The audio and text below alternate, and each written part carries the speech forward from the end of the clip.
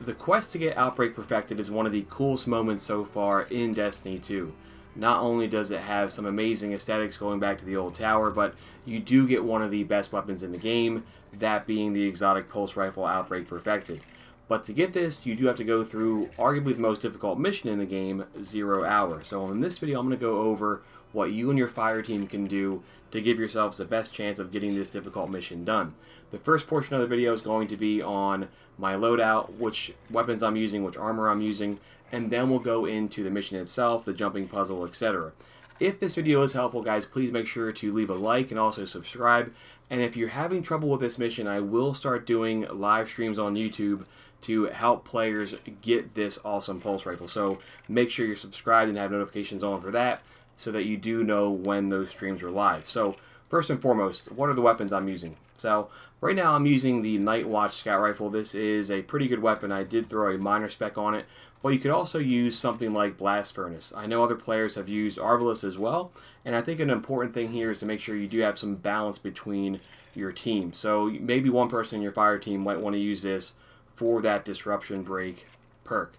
For my secondary weapon, my energy weapon, I'm using the Jotun Fusion Rifle. Now, if you don't have this, I do have a video on how to get it, but I think this is an amazing weapon to use. Even though it is solar damage, it can pretty much smack any enemy shield in this mission, and for that reason, I think it's very, very good. You could also use something like the Recluse or the Aikilo Shotgun. Both of these are great choices. I've seen people use Nation of Beasts Hand Cannon or the Kindled Orchid. These are great choices, but I would recommend one person on your fire team using the Risk Runner. This weapon is amazing for this particular mission because of that Arc Conductor perk and all the fallen enemies. You're going to be having that perk activate quite often, and this will help out your fire team quite a bit. But for myself, I'm going to use Jotun. Last but not least, I'm using the Hammerhead Machine Gun. This one I like because it has the void damage on it, but also too, I think it's just pretty good overall against a variety of enemies in this game, including the boss at the very end. I know machine guns are not quite as powerful, but this is a really good weapon to use in my opinion, and this is my weapon loadout. Now, the most important thing I think is to make sure that your armor matches whatever you're using from your weapon standpoint. So you'll notice here that for my armor perks, I do have some fusion reserves, I have special ammo finder, fusion scavenger. All of these are going to help complement the Jotun fusion rifle. Arguably the most important thing to have though, and it may be a rare mod, you may not have it, would be the Fallen Armaments mod. This mod is from the Scourge of the Past raid, and it does give you heavy ammo whenever you kill an enemy with a grenade. So this is an awesome mod to have. If you have it, please make sure you equip it. It will make this mission quite a bit easier. But that's the weapons and armor that I'm using. Let's fire up the mission and we'll jump right into it. Again, just to highlight, make sure that you have some good synergy between your exotic armor that you're using. I'm using the Void Hunter, so I'm using the Orpheus Rig. I'm going to keep these on the entire time. I'm not going to use the Stompies. I'm going to use the Orpheus Rig the entire time. Even in the jumping puzzle, I find this to be just a bit easier to use. Make sure that you have some good mods on there. I mentioned the Fallen Armaments mod, but I'm going to complement that with Ordnance mods. These I think are pretty useful, especially to give me more grenades. If you don't have the Fallen Armaments mod, you might want to use super mods if you have them, but all these are going to help out quite a bit, and it's going to make your weapons even that much more impactful. Make sure that your fire team has some balance here, and of course for myself, I probably want to use the Void subclass if I'm going to use the Orpheus Rig, so glad I caught that here as I'm flying in. But let's jump right into it. I know this is a longer video, and I will put timestamps in so that you know exactly where we're at as we go through it. So our objective here is to get this thing done, 20-minute time limit. Let's see if we can get the Outbreak Perfected and give you guys a good chance of how to get it. So we're flying in right now. I know it's a bit of a break here, but we can just recap here a little bit and make sure we're all good to go on our weapons and our armor. Alright, so here we are. We're in the mission and we're back in the tower, and let's get this thing done. So our first goal here is to proceed through this old space. It is very familiar, very fond memories here. So let's go through it. The first section is pretty difficult because there's a lot of strong enemies here, but you can take out a decent amount of these guys if you have Jotun, if you have the Risk Runner. That's going to help out quite a bit here too. You can see my teammate, Mr. Beast, he is using the Aikilo shotgun, so this is nice. You want to have a good variety here of weapons.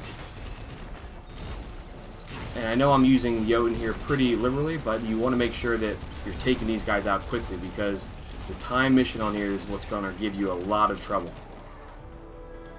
And it's also nice here to have that special ammo finder and scavenger, because it's going to give me a lot of ammo back for each and every encounter.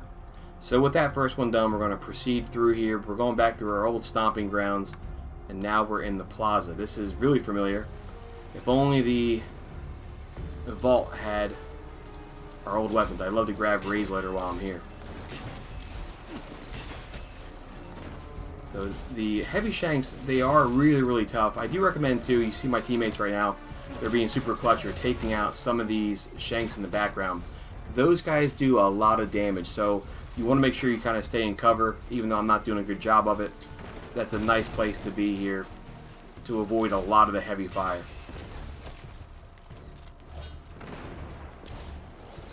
And if you're playing on your hunter as well, let me know in the comments. Let me know in the comments below whatever class you're playing on and what you recommend for that particular class. Normally, if you watch my streams, I do my Titan the most, but I did not have the enemy of my enemy quest done, so I had to use my hunter here for this.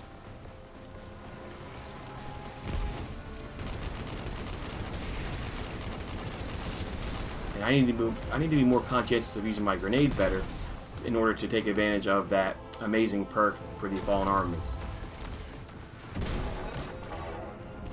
So now that this area is clear, you have to clear every area in order to proceed. So we're going to keep going downwards here. We're going past all of our old familiar sites, and we're going to head this way into the tower even further. So that's the first two rooms are clear, and this third room is pretty difficult. There's a lot of tough enemies here. So here's where having a scout or a pulse rifle is pretty nice. You're able to take these guys out. The minor spec on this is helping out just enough so that it takes 1 or 2 less bullets, which is really, really clutch to save some time. It's nice to take out these guys because they do a lot of damage against your team. And we're not going for a super speed run here. I know if you get it done with more than 5 minutes remaining, you get the cool emblem. But we're not going for a crazy speed run. Our objective here is to show exactly where your team needs to go, to show exactly how to get through the jumping puzzle, and to go over the best combination of weapons and armor that will give you a good chance of getting this thing done, because it is a super tough mission. In my opinion, this is the toughest mission in the game, simply because of that time limit. I know that the Shattered Throne is really tough as well, but this is right up there, I think. Right now, Vet is being super aggressive, and it's helping out quite a bit. It was nice I was there to grab him and pick him up. It does save time if you can do that. Now, this part here can be a little bit annoying because of the way that the servitors can kind of heal each other or give themselves immunity. So we want to take out one of them pretty quickly. So with that guy down, now he can't shield his buddy. We can take down the other dude.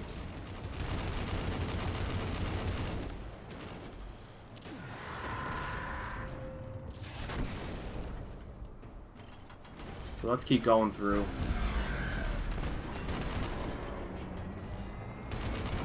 So let's take out this guy and keep progressing.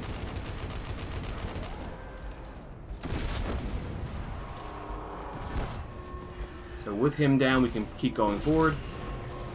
That enemy is not too difficult. You don't necessarily need Whisper. I know some people use Whisper here. I think Whisper is good if your team has a Well of Radiance. Otherwise, I think it might be worthwhile to not use Whisper. But again, it all comes down to your personal preference as well. And you may see that we don't have a time limit right now. We are using the cheese method right now just to kind of take our time and show exactly and explain better each encounter. But of course, all these strategies here will be useful in the normal version as well with the time limit.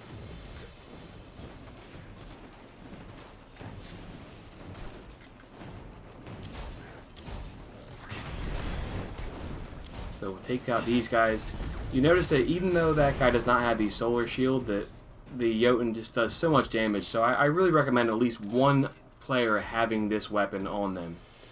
So now that we got through the other major room, we're going into a section of hallways that have a few enemies here. This path is pretty straightforward. It's once we get through here that the jumping puzzle really starts to present a challenge, but we'll go through that and we'll get through it together. Alright, so we got some enemies in this hallway. This might be a good place to take advantage of that Fallen Armaments mod if I can get to some guys before Beast kills everybody. That sometimes happens too, but we'll try to get some kills here if we can. Ideally, you want to throw a better grenade than that. So, note to self, throw better grenades. It's something that has afflicted me for years, ever since D1.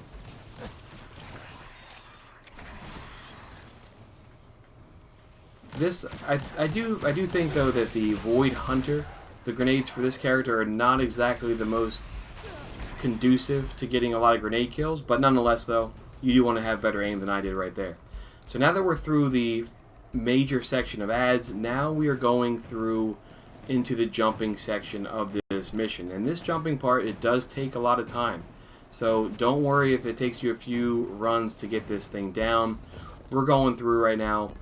Of course, this is different than the heroic version, but for right now we're just going to do the normal version, which involves dropping down here over to this ship. You'll notice that this part of the ship, the grate is open, so you can drop down into here, and this will proceed through a series of twists and turns and vents. So we drop down into here, and we're going to keep going forward. This is very easy to get turned around in, so keep that in mind. This is really important. You want to head off to the left here. You don't want to go to the right, you want to go to the left, and then you want to make an immediate right.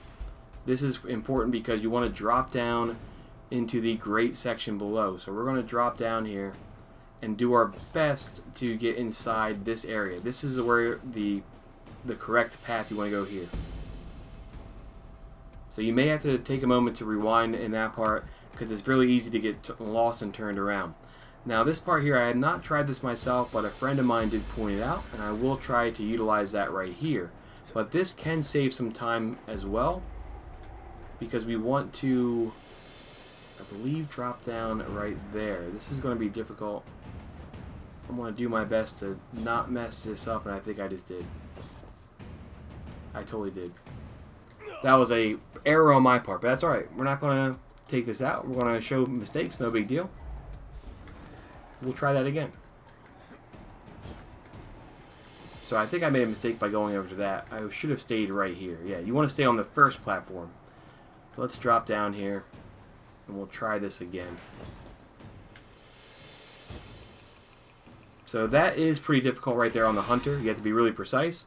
But if you want to switch to the Stompies as well, that could help you out for that particular piece. But that will save you a lot of time if you don't mess it up like I did, because then you don't have to go up those platforms right there. So keep that in mind. Just be a bit better than I was. So now we go through here, and we can proceed through the maze even further. So once you drop down to here, our objective is to go up, and we want to head up to that area on the right hand side. So luckily for me, Beast has gone forward, and we can continue on the path that he has gone. So there's a lot of other grates you can open up here, but you don't want to open these up. You want to head up to the very top. That's where we want to go. So now that we're through here, we're going to keep going through on this jumping puzzle. Again, it's very easy to get turned around here. And once you're in this section, you know you're on the right track because there's a bunch of these spinning fan blades. These can take you out really easily, so I want to be careful here. You'll notice that for each section, there is one section that is open. So this part is open, whereas that one is closed. You want to jump into the open section. Now I like to jump and hit the wall a little bit, and then jump at the very bottom here. But you can go a little bit faster. I recommend, sometimes going slower can be faster in the long run if you don't die. So that might be worthwhile to go a little bit slower here and be a little bit more calculated with your jumps. So we got one more section to jump down into. Again, you want to keep jumping into the open areas. And this is going to let us keep going forward here. So now we're here, and you'll notice that once Beast gets pretty far, he can hit the switch there for myself to bring up some platforms. But evidently, he didn't. He wants me to try to do it the hard way, so we'll do that. This part right here, if you're on your Hunter, it might be better to have the jump boots, and I messed up again. The jump boots might be better off here. Again, not a big deal. Your teammate can hit a switch over there, and that could be helpful. I'll try to show where that switch is here as well.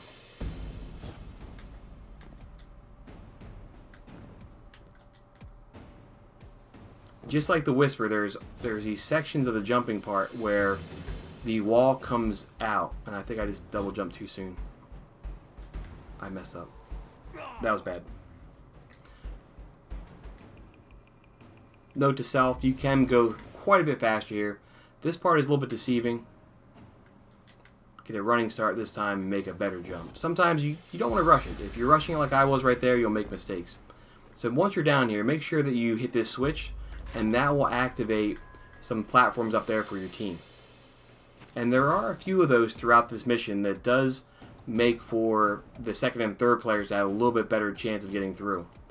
So as we go through here, we're getting close to the famous Trevor robot. That's who we want to be careful of. You'll notice here on this map, you have the door that's over here. You have this spinning robot of death, Trevor, and then you have 4 switches. 2 on the left, 2 on the right. So we're going to drop down. I'm going to go the opposite direction of Beast.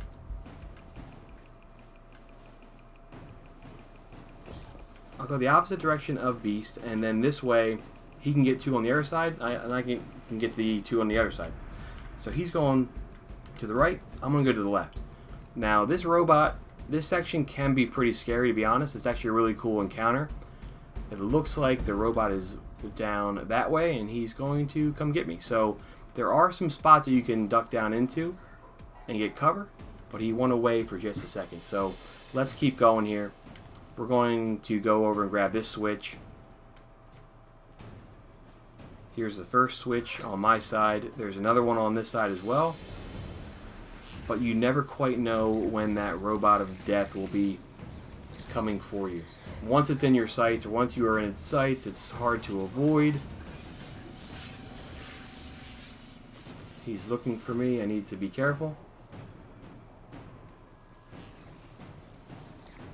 I don't think I'm going to make it.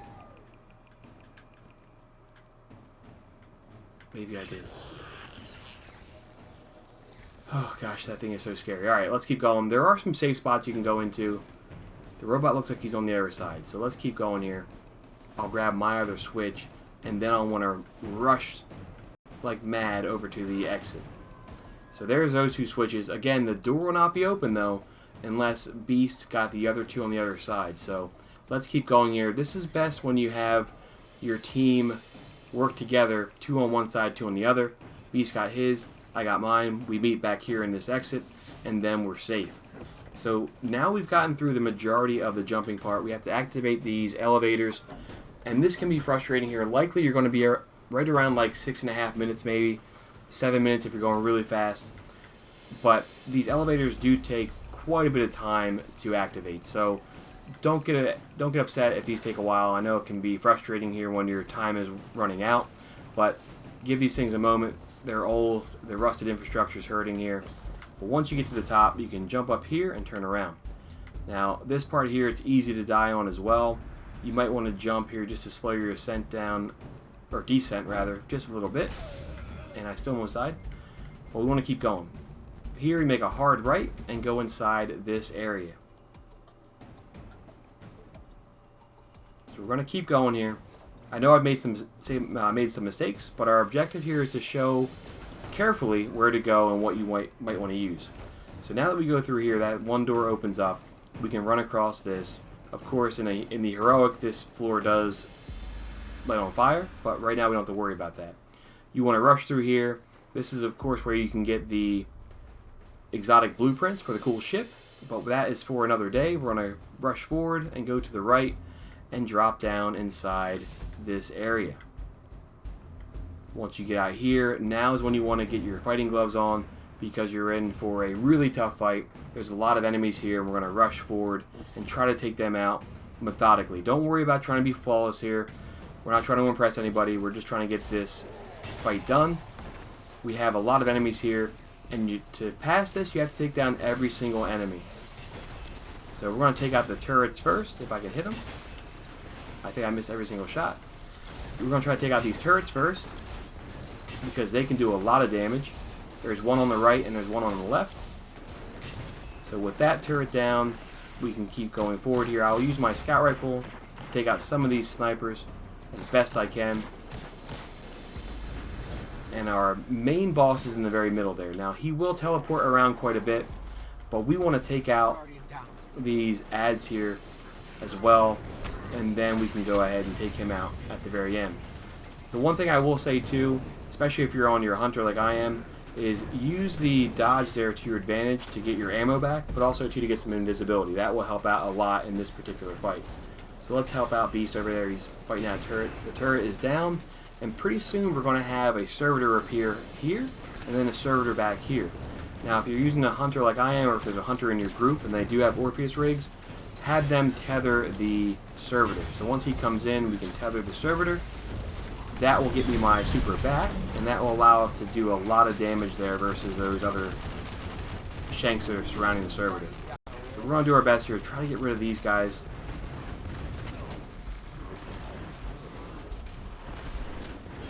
Get away for just a second. It didn't matter. He got me anyway.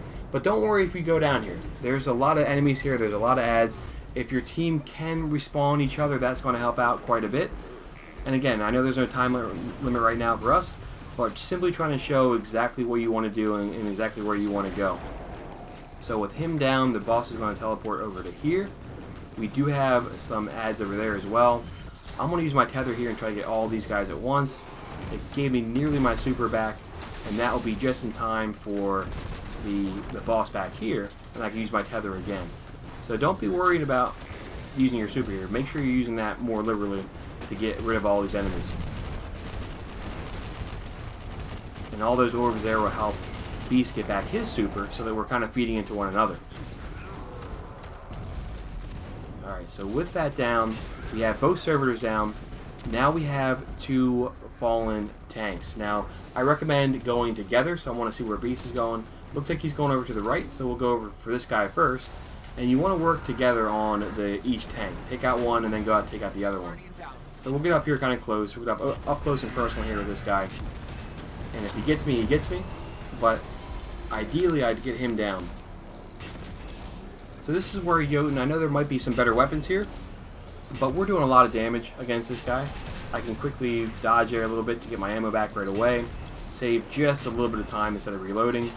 And yes, we didn't quite get him there entirely, but we did a lot of damage against him. The other nice thing is because we're standing here, he's kind of shielding us from his friend. So that's a nice place to kind of hold up here and take this guy out first. I recommend going for this guy first. He's a little bit easier to take out because there's not quite as many lines of sight for the other enemies. So with him down, we can keep going forward here. Again, I want to keep making sure I take advantage of that dodge and reload. So now let's go over to the other side. We'll grab the Jotun fusion rifle ammo as well. The biggest concern here is running out of ammo. That's why you want to make sure you're utilizing the ammo finders as well as the scavengers for the respective weapons that you're using, because that will come in super clutch here for this fight. So I'm going to switch over to the machine gun right now. This is doing a lot of damage here. We'll dodge again and get that back. That'll save just a little bit of time. So it wasn't quite enough to bring him down, but it's still doing a lot of damage here. The one time I didn't have my reload, that's alright. So both tanks are down. So now we're not quite there yet. We're not quite there yet. We have to take down the boss himself. He's got a lot of health, so don't get too worried here if it takes you a little bit of time to bring him down. But you want to concentrate your fire on him and then use your supers and tethers for the ads, because there's going to be a series of ads that come in. Alright, so once the other ads come in, that's when I can switch to my super and take them out with that. This is where I think having a tether at the very end is super clutch, especially if we had a Nova Bomb as well. Tether the servitors and Nova Bomb the servitor, that's going to do a lot of damage. And I need to be more resourceful here. Let's get the tether in. Let's get the fusion rifle ammo. And then this way I can take down these guys pretty quickly. We'll get our super back. You don't have to be too worried here right now, because ideally you would have a third fire team member here, of course. And and that's going to make up for any time loss that you may have had in the jumping part or in the Trevor area. The Trevor area, in my opinion, is what's going to take the most time. All the more reason to have one guy go one way and your teammate go the other direction. You can even have one guy stay up top and direct as well, but that is not quite as necessary. The main thing is making sure you get all 4 switches roughly at the same time. That way you can kind of meet up in the middle. Alright, so we're taking out this guy. The boss is going to fall here in just a moment. He is down. We're not quite done yet, though. We need to get the other adds. And with that last shank down, our buddy has appeared. He leaves the tower, and we are free to hang out right here. This is when you would have Outbreak Perfected pop up on your screen. This is when you would have the Catalyst pop up on your screen. But this is it. It's a tough mission, but ideally you'd have a full fire team. I know there have been some people who have gotten it done solo. That's not what I'd recommend, of course. This is a super tough mission. But let's give a high five to Beast over here if he sees us. Thank him for his help. I think this is a really fun mission. Definitely recommend anybody doing it. Outbreak Perfected is awesome, and let me know what you guys get. Hopefully this is helpful. If it was, I know it's a super long video. I will put some timestamps in there, but let me know what you think in the comments below. Thank you for watching, and we'll catch up soon. See you guys.